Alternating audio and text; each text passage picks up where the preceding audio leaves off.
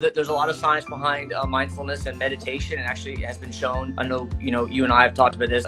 We've heard other speakers talk about this. We know that it affects your genes, and that it can actually affect genetic expression and ultimately affect your health. And so my big focus is on understanding what your why is, living with intention and living with purpose, and holding yourself accountable to what is your ultimate mission, and making decisions on a daily, hourly, minute by minute basis that are in alignment with what those goals are. And then I focus on stress resilience. Now, we cannot get rid of stress. Stress is everywhere. Your entire day is full of stress. But the key is, number one, how do you manage it? How do you deal with it? How does your body absorb stress? How are you resilient toward it? And number two, how do you view it? So, Kelly McGonigal had a great TED talk on how having a different perception on stress, that stress is actually helpful, not harmful. Great study that showed that people who actually believe stress is helpful actually live longer.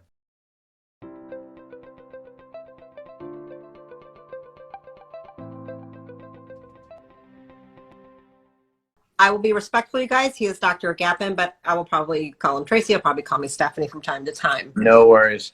Okay, so a lot of it is I want to introduce you to my audience, get you more people to follow you on Instagram here. So you guys go to his Instagram and make sure you follow him, because he's got great resources free in his bio. Some I've printed off here, like these great little guides, like top 10 this, top 10 that for men's health.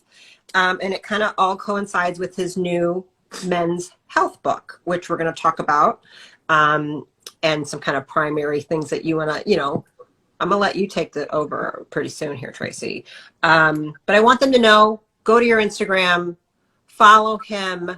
And I'm going to encourage you, Tracy, to start doing some lives, start doing some videos, Absolutely.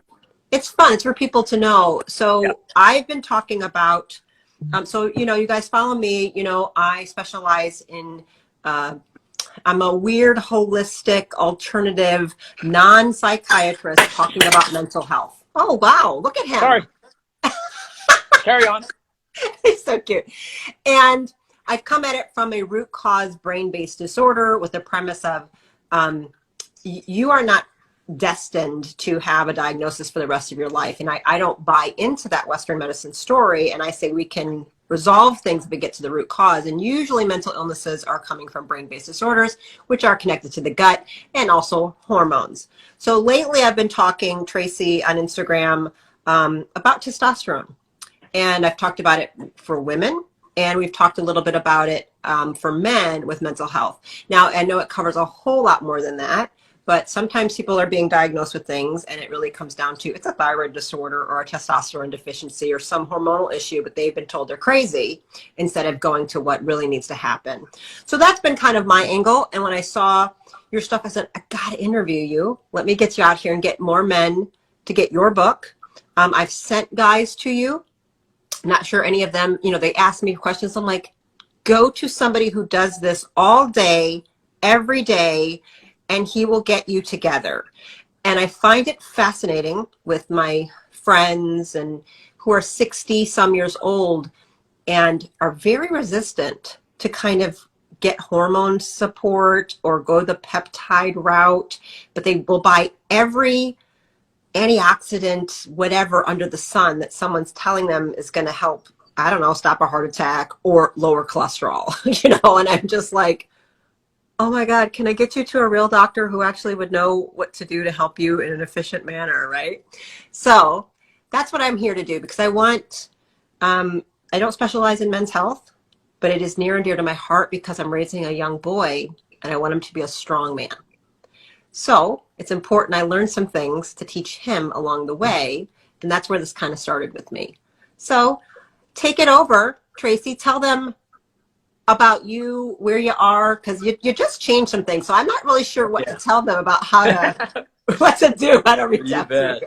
Well, thanks so much. First of all, it's so good to see. It's been so long. I know you shared the story about you and I starting our book journey together, and it was a long, arduous journey, and I had to ultimately write the entire book all over again myself because the ghostwriter I hired just wasn't quite in my voice. So it was a fun, long process. I'm glad it's done, but I appreciate the opportunity to be with you today. So for the listeners, my name is Dr. Tracy Gapin. board certified urologist, men's health expert, and the founder of the Gapin Institute for Men's Health. And briefly answer what you just mentioned, just so everyone's aware that I've been in a very busy, high volume, large group urology practice for the last 17 years since I completed my 6 years of urology residency training. And June 30th of this year, literally 12 days ago, I said goodbye so I can focus on the Gapin Institute, which is all about men's health optimization and longevity. And, everything that I've done up until now is disease model. It's, I could take out your kidney stones, I could treat your prostate cancer, I could treat your disease to get you to neutral. And that's really what Western medicine, what our traditional Western medical system is built to do. And that's it, is just get you to neutral, get you free of disease, get you unsick, if you will. My focus is now on going from neutral to optimize. How can you do everything you can to get your human system working at its optimal levels? And the testosterone pandemic is really where it all started for me with that. We are experiencing plummeting testosterone levels, and I call it the pandemic that no one's talking about. Everyone's talking about COVID, but testosterone is plummeting by over 1% a year in all men and women as well. Obviously, my focus is men. And that equates to much more than just sexual issues, much more than just difficulty building muscle. We're talking about difficulty with obesity and metabolic syndrome, all the consequences of obesity. We're talking about cognitive dysfunction and difficulty focusing at work and being able to, be your optimal self for your job. Difficulty focusing at home with your kids. And so, my passion is optimizing men so that they can be what I like to say, the husband, father, leader, and man that they're meant to be. And to do that, we have to really transform the way we look at men's health. And up until now, it's been nothing more than, here, let me give you a testosterone shot. All you need is just a testosterone injection every couple of weeks and you're fine. But we know that if you truly want to optimize men's health, it involves so much more than that. We need to focus on stress. Stress is a massive problem in this day and age with, the COVID pandemic, with all the financial issues that go along with that. A lot of guys are working from home all of a sudden that they're not accustomed to being around their wife maybe much more than they're used to. It sounds like, to me, that sounds like a good thing, but for a lot of guys, it's not. The stress of their health and the health of loved ones if they're affected by COVID, and all the other stresses that go along in our society. We need to focus on stress. We need to focus on proper fitness and eating the right kind of foods and sleep. Every guy I work with has difficulty sleeping, and looking at detox and how our body is able to handle the toxins in our environment. And I talk a lot about all the chemicals and toxins and endocrine disruptors that are crushing testosterone. And so it's putting all together in a really comprehensive fashion that men need. And that's where my book, Mel 2.0, was founded, in the understanding that we need to go beyond testosterone if we're going to truly optimize men's health. And so Mel 2.0 is about being proactive. It's about being personalized, using personalized genetics to really understand how to individualize it. It's about not settling for just neutral. It's about living with intention. And it's about taking a systems-based, comprehensive approach. I'm going to say there's a lot of things I could say there. And it's interesting that I like the word neutral. I do neurofeedback, and I talk a lot about brain waves and alpha being neutral, and that neutral idle that people aren't used to. It's a weird state Americans don't know. And I think men in particular might not know it at all, because your expectation in society is to be a producer, right? That's the thing. So you really aren't supposed to be idle.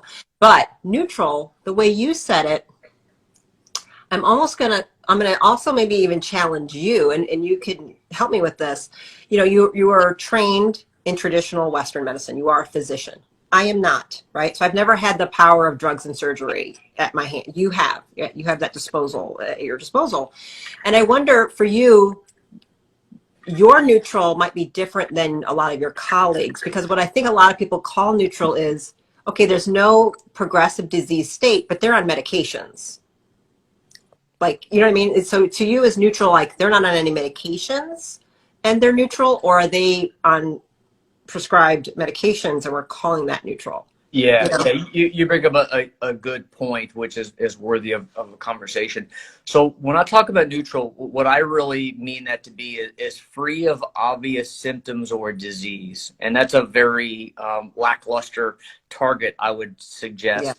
yes, for a lot of men, that is, being on 12 different medications, including, a statin, blood pressure medication, and metformin and Metformin. insulin and all these other medications. Yeah. And that's considered, quote, neutral. And so I would 100% agree with you that our target, our optimal level is much higher threshold or bar than what our traditional Western medical system is set up to do. It's like you said, it's put guys on a bunch of medications to get their labs to be somewhat okay and free of symptoms, and we'll see you next time until you have your next cardiac event. And right. I just wanted to clarify so the listener could hear that the distinction of you, right? Yeah. Because typically when I bring on physicians on here, it's because I think you guys are good at what you do and you're badasses, and you've had a moment usually that made you go, this isn't working for me. Spending 5 to 10 minutes and just writing scripts and trying to get labs into some type of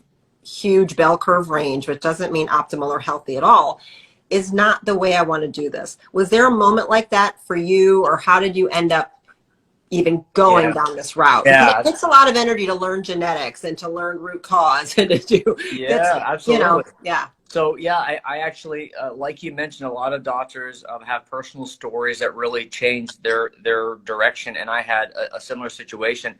And I talk about this in the beginning of my book that really changed my life. And that was, I went for my first physical ever.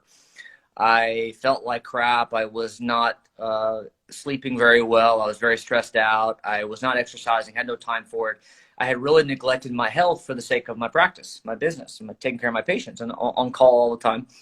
And it got to the point where I knew something had to be done, but it was not until my wife convinced me to finally go get an actual physical exam, which to me, doctors are terrible patients, for me to finally do that. So upon my wife's urging, nagging, I finally agreed to go see a doctor, and had my first physical and did a fairly routine lab panel, and it was kind of scary. My cholesterol numbers were sky high, my creatinine, my kidney function numbers were off. I was about 25 pounds overweight at the time. I had signs of inflammation. My CRP was elevated, and some other labs related to inflammation were off. And so I knew I had to make a real change. And this primary care doctor had very few recommendations. His suggestions were eat more vegetables, exercise more, and maybe we'll put you on a statin. And yes, exercise and nutrition were definitely poor for me. They're definitely targets of action. But that was all he had. And I knew in my gut there was a lot more than that I needed. I knew that that wasn't the only solution for me. And so that got me digging into epigenetics and precision medicine, where we use genetics to personalize our health. And it got me digging into functional medicine and integrated medicine and peptide therapy and hormone optimization. And next thing you know, every month I'm going to a different course and certification program and going through all these different educational programs to learn and broaden my understanding. And I came away from that personal experience, first of all, a new man. I lost weight, my labs normalized, I felt amazing, and it helped me really regain my relationship with my family, my wife and kids. I was a different person. And it really transformed the way I looked at health and medicine. And I decided somewhere in that process that I can't keep doing what I'm doing. I can't stay in the same broken healthcare system that I was a part of. And so that got me passionate enough to make this massive career leap that I just made 12 days ago. And I'm incredibly excited about it. I'm not looking back, and I'm looking forward to it. Awesome. And so you're out of Florida, but you see people virtually anywhere, right? They can book consults with you and get help? Yeah, I'm in Sarasota, Florida, and I do a ton of telemedicine visits. Most of my day is spent in front of a Zoom camera at my computer. I have men working with me from around the country. I have guys who work with me in a comprehensive health optimization program. I have guys in Texas, Ohio, Iowa, Pennsylvania, Virginia, Alabama. All over the country. Now, for medical licensure requirements, technically they have to come see me once just to establish care for those guys who wish to work out of state. But otherwise, almost everything in this day and age can be done virtually. Yeah. Okay, cool. So you guys, if you're just popping on, this is Dr. Tracy Gapin. Please go to his bio, follow him, and go up into the bio into his link. So he's got a ton of free things. Like right now he's even giving away his book just for shipping. Okay. Like you can get these top 10 how to increase your testosterone cheat sheet, the top like peptides for men cheat sheet, which I take a whole bunch of those, so they're also for women too, you guys. I'm just going to let you know I do a lot of those, and how to, you know, find him and all that kind of stuff. So please check that out, because you don't see women, correct? I don't see women. I have actively chosen to focus on men. That's great. After That's great. You know 23 what? years in urology, yes, I have. It's okay. So, You know, yeah, it's all about ladies, finding your niche, and I love men's health. yeah, find your, you know, your husbands, your sons, your whatever. Okay. So I'm super excited to read your book. Let me ask this questions for the moms watching. Is your book, in your opinion, you're a father? How old are your kids? 5 and 7. Oh, they're babies. They are. You're in the fun baby phase. Well, my son is 15. So, and he's asking me a lot of questions about, you know, like he wants to get muscles and he wants to like not have that baby kind of belly fat on him. And I try to explain things about testosterone. I'm like, honey, yours hasn't really kicked in yet, because he really hasn't had like a big voice drop or all this stuff yet. And he'll ask me things about acne. Well, outside of diet, and it all comes down to a lot of dietary lifestyle stuff and whatever for him. And again, my book that I'm, you know, this is a journey to get a book out, Tracy. God bless you for getting it done. Maybe I need a good wife to help me get it done. I don't know, because I'm struggling, right? Mine didn't help me. I don't think that's your answer. It's so hard, right? So, well, she got your ass to the doctor, so yes, you know what I mean? She helped you get this straight, right? Would you say that's a book that would be good for like my son to read? A teenager, or is it written more for like a 40-year-old or plus man? Yeah, it is definitely helpful for young boys, in teenager, even in their 20s. Yeah. I'm gonna share a study that I think will drive home why it's so important for your son and other young boys to read this book and take it seriously. And I'll tell you the science behind it afterwards. There was a study that took a small group, I think it was a 20 or so prepubertal boys, and they tested their testosterone level. They had them drink milk off the grocery store shelf. Nothing more than that, just drink milk. And they tested their testosterone levels an hour, 2 hours, 3 hours later. 1 hour later, there was a massive difference in the testosterone levels in the boys who drank milk. Massive difference just from drinking milk. Now, the reason behind that, why this is important, why this relates to the topic at hand, is endocrine disruptors. Now, endocrine disruptors. So did it drop, is what you're saying? Testosterone dropped dramatically after drinking milk. It plummeted. Correct. It dropped. Excuse me if I didn't say it. I'm like, I'm waiting for the punchline. Okay. Yeah, testosterone levels dropped dramatically an hour after drinking nothing more than just drinking milk. The question is why? Well, we are aware of chemicals in our environment called endocrine disruptors. These are toxins in our environment that have been shown to crush testosterone. And I've talked on stage about this before, about atrazine, which is an herbicide sprayed on our crops, about BPA, bisphenol A, which is used to make plastic water bottles, phthalates that are used to make plastics and personal care products like shampoo and deodorant and sunscreen and laundry detergent.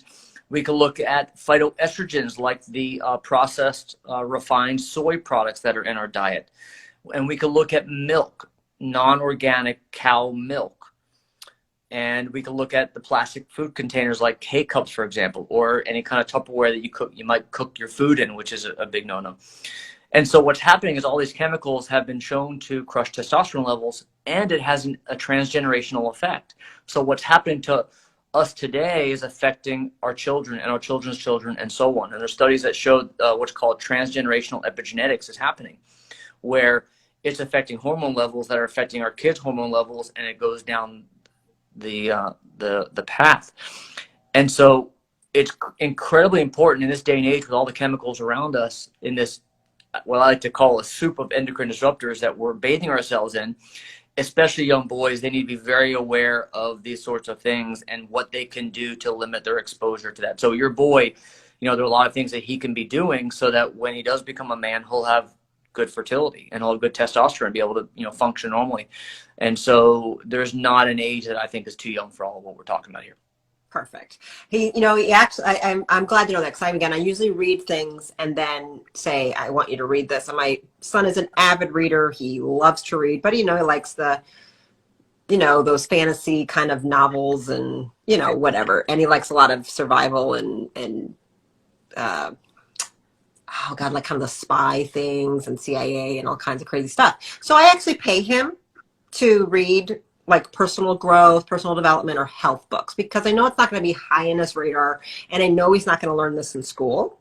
And so I always kind of want to know ahead of time, like this, Mark Manson's The Subtle Art of Not Giving Up F, I was like, ooh, there's a lot of swearing in here, but this is a really powerful book for him to read. And I haven't asked him to do that one, like, this is a bit much, you know what I mean? But I wish I would like sometimes read chapters. What's on his list right now is, and I know you must know Dr. Anthony J., the researcher with the Estrogen Generation, who's kind of written to me the definitive great book, estrogen kind of based book, and yes. it's a great story. So I just interviewed him, actually. That'll be coming out soon. Nice. About that book, even though it's 3 years old. I think that thing is like a critical book to read. And again, it covers what it covers in a strong niche. Yours is going to cover a different niche, but these are the books that I'm reading and studying and pulling pieces apart as I'm writing my basic kind of field guide to become a strong man for my son. And that comes with strong hormones and a strong body and a strong brain, and a strong spiritual and emotional sense. So I love that you keep talking about it. Actually, when I balance men and get them healthy, they're able to connect better with their partner and their children. Can you talk about mental health and that connection aspect as it relates to testosterone and other things with men's health? Absolutely. So I've developed actually what I call the MALE framework, MALE framework. And I talk about this in the book. M is mindset, A is aging, L is lifestyle, and E is environment. And it starts with M for mindset, because having a healthy mindset and focus and, what I call living with intention, it all starts with that. If you don't have that, then you're not going to really be successful. So a lot of the focus that I work on with men is, focus on what is your why, what is your purpose, what's important to you, and what's your passion that's going to drive. Wait a minute, Dr. Tracy. You're a physician. You're talking mindset with your guys? Crazy, huh? Damn. Crazy. I mean, yeah. So are you certified to talk about mindset? Are you out of the scope of your practice? I have a certificate. I have a mindset certificate that says I'm officially allowed to talk about mindset. Awesome. Yeah. So funny you said, my business development assistant, she's amazing. When we first met, I used to think she was very woo-woo. Now a lot of what she has said, now I'm like, damn, she was right. But don't tell her that. We're always right. If she's here, she'll know. Otherwise, I'll never tell her. No, but yeah, there's a lot of science behind mindfulness and meditation, and actually has been shown. I know, you and I have talked about this. We've heard other speakers talk about this. We know that it affects your genes, and that it can actually affect genetic expression and ultimately affect your health.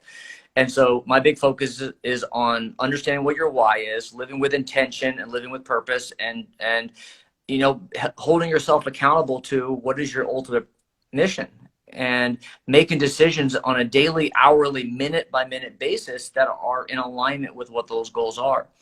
And then I focus on, stress resilience. Now, we cannot get rid of stress. Stress is everywhere. Your entire day is full of stress. But the key is, number one, how do you manage it? How do you deal with it? How does your body absorb stress? How are you resilient toward it? And number two, how do you view it? So, Kelly McGonigal had a great TED talk on how having a different perception on stress, that stress is actually helpful, not harmful. Great study that showed that people who actually believe stress is helpful actually live longer. It's insane that if you think stress is harming you, it actually affects your longevity, which is kind of tough to fathom. Right. And so it is looking at stress in a very different way that I think is really critical. And so for me, mindset is absolutely paramount when I work with men. Awesome. Well, you do the other letters. Yeah, yeah, sure. So we'll go through the others. So A is aging, and here we look at, there are 9 tenets of aging, the causes of aging, if you will, that we've been able to demonstrate. And so we look at ways of reversing them. And I like to refer to a book called Lifespan by Harvard professor David Sinclair, amazing book. And he talks about aging as a disease. And if we would only classify it as disease, there'd be a lot more funding for research on it. But we know that aging is truly a disease, and we're learning how to reverse it. And so we can look at things like NAD levels. As NAD, which is a molecule in your body that your mitochondria, the powerhouse of your cell, needs to produce energy. As we get older, NAD levels are depleted. And so how can we optimize NAD levels? There's a process called autophagy, which is how our cells of our body clean out the trash, so to speak, get rid of all the cellular debris from all metabolism and other cellular processes. How does your body get rid of it, take out the trash, so to speak, get rid of that debris? That's autophagy. How do we get rid of senescent cells? Senescent cells are cells that are not functioning normally like they were, but they're not dead. They're kind of somewhere in between, and they secrete nasty enzymes and cytokines and chemicals that destroy cells around it. And you can't make it go. You can't get rid of them. It's kind of like the zombie cells. They're zombie cells, yeah. They're kind of dead, half dead. They're kind of alive. Yeah. They're still doing stuff. And they're kind of just there. Yeah. You were supposed to check out a while ago. That's right. And now, because of all this genetic influence and hormone disruptors and a whole bunch of other stuff we're dealing with now, they just haven't got, they can't figure that out, that they're supposed to, That's right. I love my in-laws, but I like to call senescent cells like your mother-in-law who just won't leave. But I love mine. It's for others. I'm sorry. So getting rid of senescent cells is really important. You know, optimizing mitochondrial function is critically important. And then hormone optimization, I categorize under aging. So I go beyond testosterone, and most guys I work with have issues with thyroid function, cortisol issues for sure. Vitamin D is a hormone, DHEA, estrogen, melatonin, it goes on and on. Yeah. And so addressing all the hormones are really critical as well. L is lifestyle. We look at nutrition, not just what you eat, but when you eat and what kinds of foods you eat. Fitness, genetic-based program based on what your body responds best to. And then sleep. You know, sleep hygiene is absolutely critically important. Most guys don't sleep well, and so that's one of the first issues we have to tackle. And then E is environment. You know, technically your gut is technically the outside environment. So gut health falls under environment, toxic, low endocrine disruptors, and then detoxification function are all under environment. So that's the MALE framework that I've created to really provide for men a comprehensive approach to transforming their health. I love it. So there's so much stuff we could unpack there. We're going to keep it simple though, because like I say, it's probably the majority of my practice. 50% of what I do is mitochondrial health. I would say it's at least and it could be more. You know what I mean? It's literally all I'm doing is explaining mitochondria and trying to get those working again. And that's going to talking about hydrogen, talking about the sources of food, electrons. That's what I have to explain to them.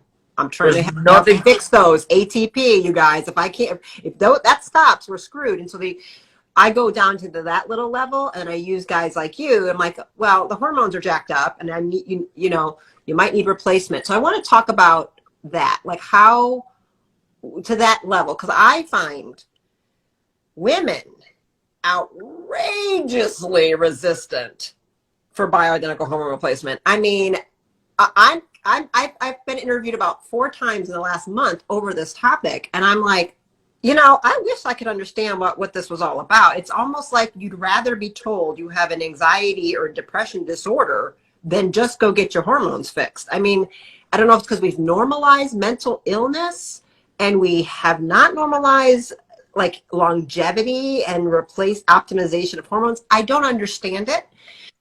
It really is a struggle for me with patients where I'm like, I can't do anything else because I'm telling you, I don't need to address serotonin or GABA anymore in you. You have no hormones, we can only do so many lifestyle changes. We can only do to a point, like you still live a modern lifestyle under artificial lights, flying in a plane, driving a car. So I struggle with this with women, okay? They want to magically do everything with diet and a supplement, and they're 60, okay, all right? Now, with men, one, do you go through that same type of struggle to get them to do it? And then once you get somebody on board, what's just a general quick process of what a man should expect if he's seeing a good functional doc like you, of what that looks like? It's not obviously a testosterone injection every few weeks like you just said. What goes into it? So great question. A lot of guys will be hesitant to start hormone replacement therapy, testosterone therapy, thyroid, any other hormone that I may work with, because of concerns like, number one, is it natural? What are the potential downsides to it? There's a lot of fear based around risk of cardiovascular disease or prostate cancer, which we can spend an hour talking about each of those, but the risks are really unfounded. We can look at, natural versus unnatural. A lot of guys would prefer to go the natural route, like you described, and do lifestyle maneuvers and strength training and improve their sleep and try to take zinc and magnesium and B6 and hope that would help it. And I see guys who do the natural route. They can get their, if their testosterone total is, let's say, 250, they'll get maybe to 400. You'll get some increase with just the natural stuff. But guys, when we can talk about free testosterone versus total, but we need guys to get up to like 800, 1,000, 1,200 to truly get where they need to be. Yeah. And you're just not going to get there with those natural maneuvers. You're just not. You're going to get some bump, but typically not enough to where it's going to make that big of a difference. So it's helping guys understand that there's a massive improvement you're going to get when we optimize your hormones. It's safe, and there's tons of long-term studies that show benefit to your cardiovascular system, reduce risk of major adverse cardiac events, and increased longevity, and no risk of prostate cancer with testosterone therapy. And so it's helping guys understand that. And then what I explain is that, when we get you optimized, you're going to feel amazingly improved within a couple weeks.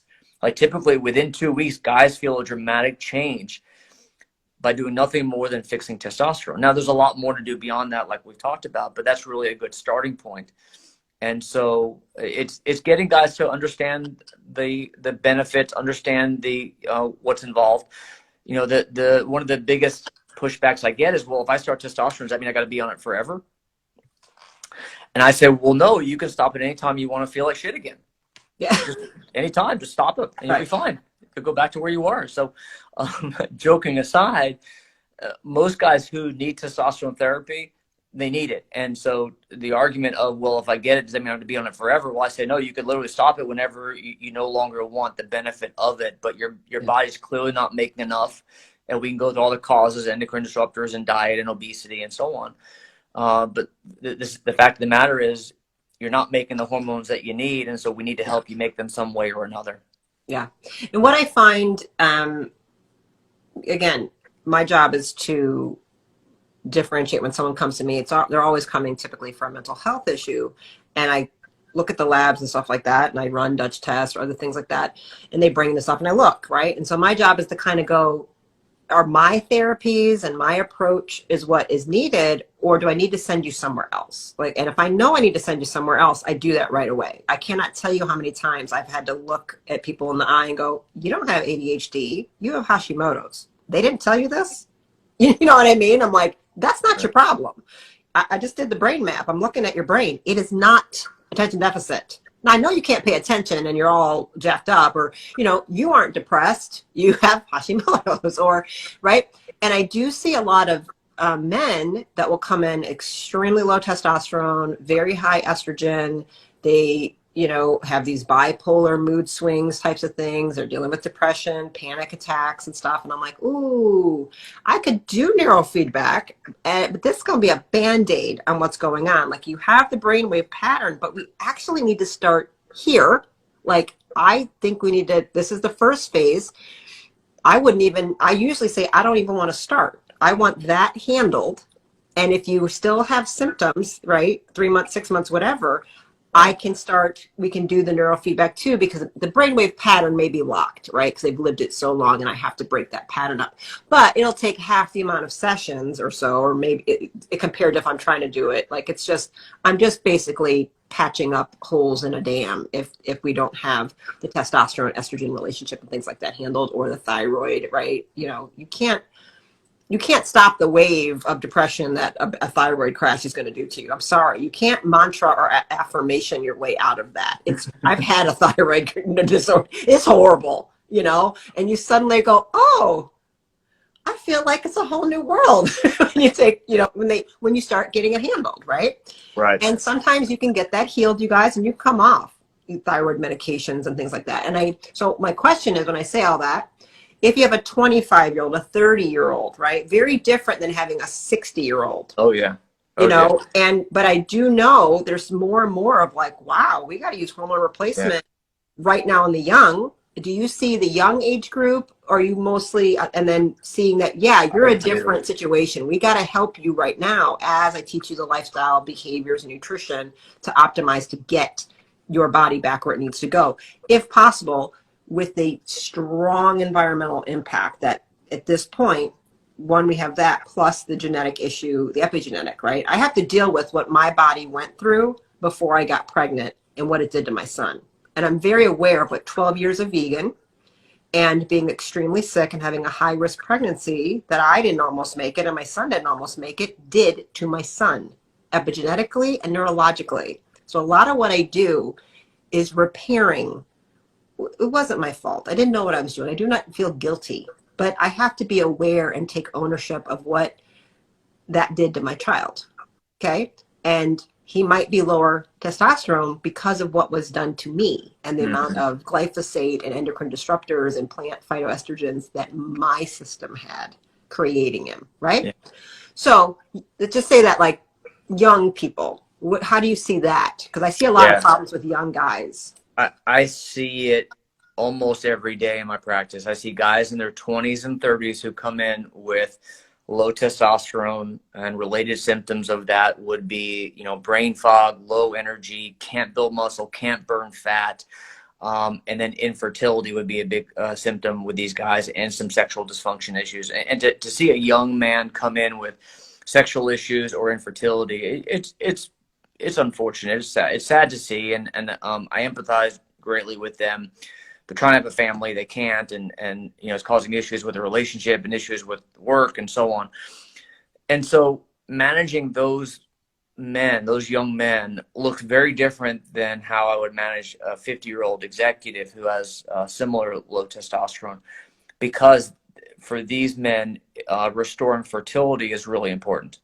And so when you give testosterone therapy to one of these men, these young men, you're likely going to dramatically impair normal sperm production. So there are different ways that we can approach these boys, these men, to help stimulate fertility as well as testosterone production. And so that's really from a medical perspective, it's a little more complex at managing those kids and those men, young men, if you will, so to get them where they need to be.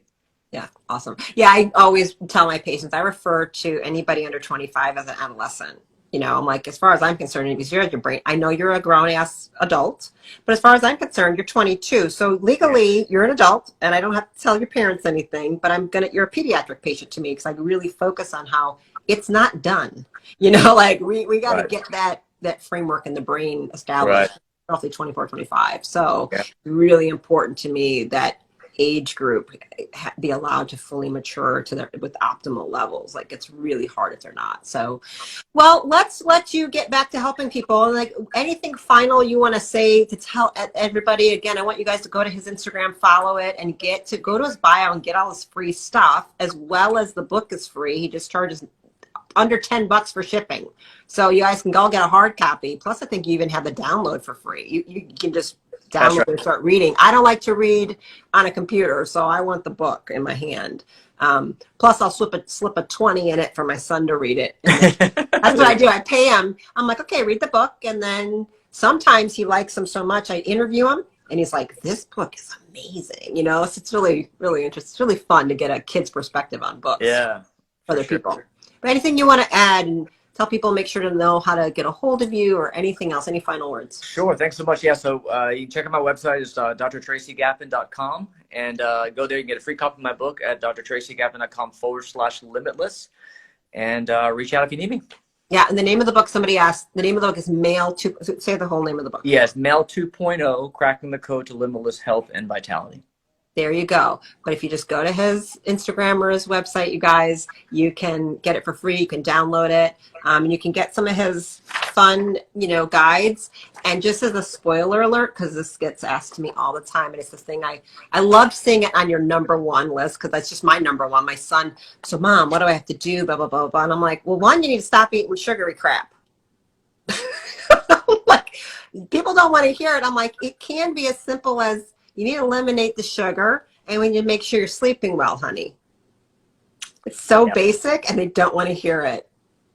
The two poisons in our society are sugar and vegetable oils. Yep. Omega-6 fats. Canola oil, corn I oil. love you. Get rid of those two and you'll be good. I love it. All right. Thank you so much for you. joining me. And let's do this again. I'm going to put you on the spot. Will you be on my podcast? The other one? I would love to.